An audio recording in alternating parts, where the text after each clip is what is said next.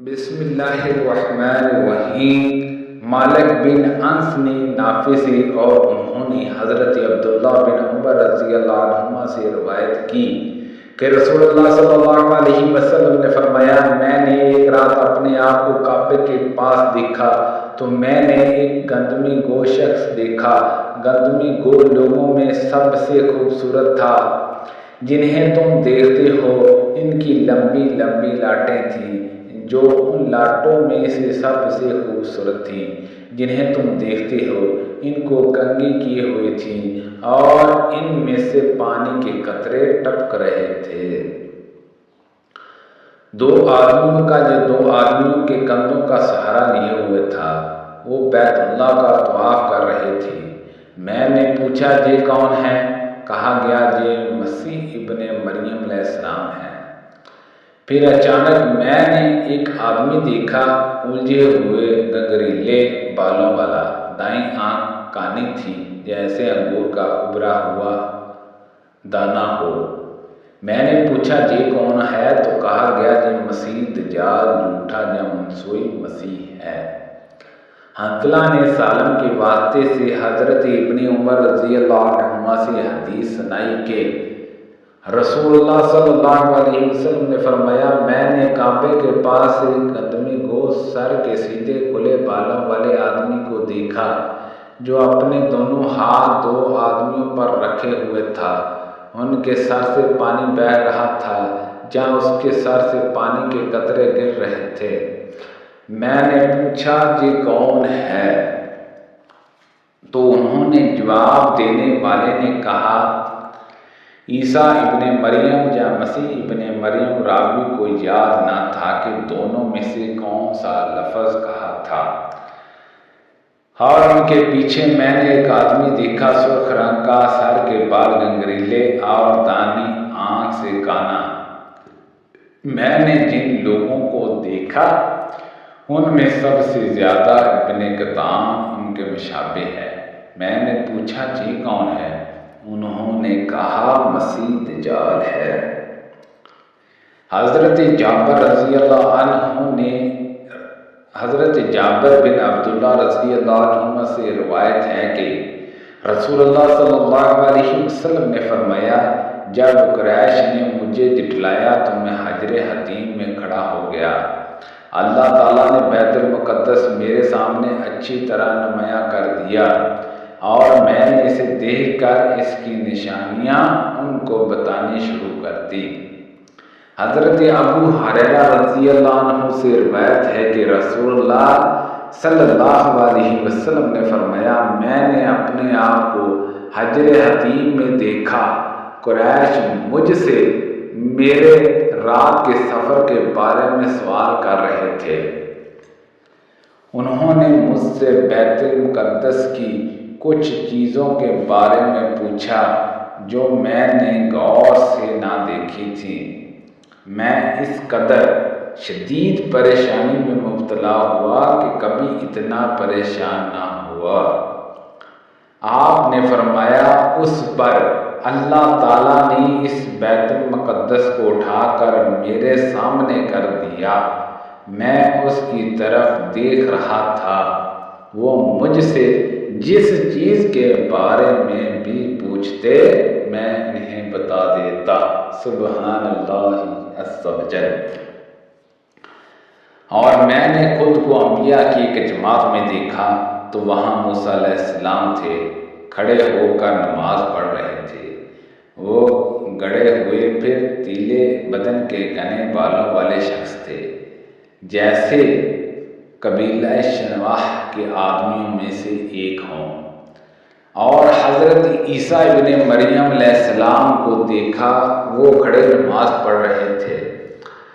لوگوں میں سب سے زیادہ ان کے مشابہ عروہ بن مسعود ثقفی رضی اللہ عنہ ہیں۔ اور وہاں ابراہیم علیہ السلام بھی کھڑے نماز پڑھ رہے تھے۔ لوگوں میں سب سے زیادہ ان کے مشابہ تمہارے صاحب ہیں۔ آپ نے اپنی ذات مراد لی۔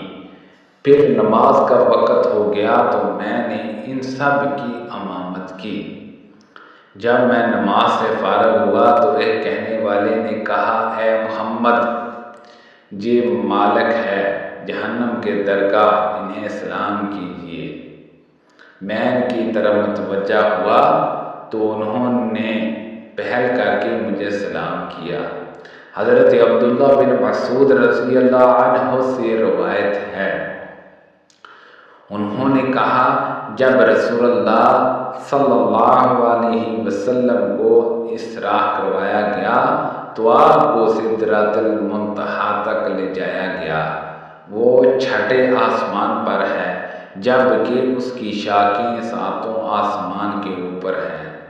وہ سب چیزیں جنہیں زمین سے اوپر لے جایا جاتا ہے اس تک پہنچتی ہیں اور وہاں سے انہیں لے جایا جاتا ہے، اور وہ چیزیں جنہیں اوپر سے نیچے لے جایا جاتا ہے وہاں پہنچتی ہیں اور وہیں سے انہیں وصول کر لیا جاتا ہے۔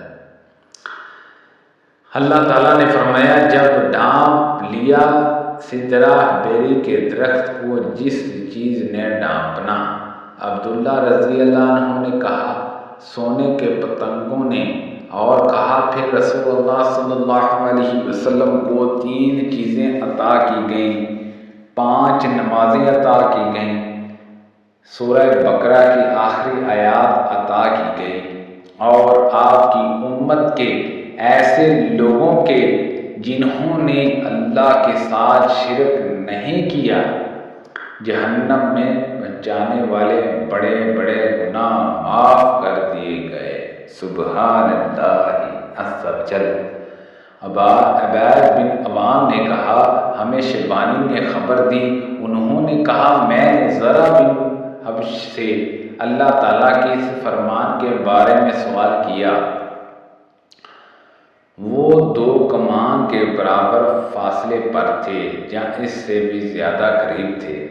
ذرا نے کہا مجھے عبداللہ بن مسعود رضی اللہ عنہ نے خبر دی کہ رسول اللہ صلی اللہ علیہ وسلم نے جبرائیل علیہ السلام کو دیکھا، ان کے 600 پر تھے۔ اسماعیل کی بجائے عبدالوہاب نے کہا ہمیں داؤد نے اسی طرح حدیث سنائی جس طرح اسماعیل بن ابراہیم ابن علیہ نے بیان کی، اور اس میں اضافہ کیا کہ حضرت عائشہ رضی اللہ عنہا نے فرمایا اگر محمد صلی اللہ علیہ وسلم کسی ایک چیز کو جو آپ پر نازل کی گئی چھپانے والے ہوتے تو آپ یہ آیت چھپا لیتے، اور جب آپ اس شخص سے کہہ رہے تھے جس پر اللہ نے انعام فرمایا اور آپ نے بھی انعام فرمایا کہ اپنی بیوی کو اپنے پاس روکے رکھو اور اللہ سے ڈرو، اور آپ اپنے جی میں وہ ہر چیز چھپا رہے تھے جسے اللہ ظاہر کرنا چاہتا تھا، آپ لوگوں کے طعنوں تشناہ سے ڈر رہے تھے، حالانکہ اللہ ہی سب سے زیادہ حقدار ہے کہ آپ اس سے ڈریں۔ سبحان اللہ عز و جل۔ اللہ پاک سے دعا ہے کہ اللہ پاک ان حدیثوں پر عمل کرنے کی توفیق عطا فرمائے، کو پڑھنے میں غلطی کوتاہی ہو گئی ہو اللہ پاک معاف فرمائے، اللہ پاک ہم سب کو صحت و تندرستی عطا فرمائے، کو پڑھنے میں غلطی کوتاہی ہو گئی ہو اللہ پاک معاف فرمائے، آمین بجاہ نبی امین صلی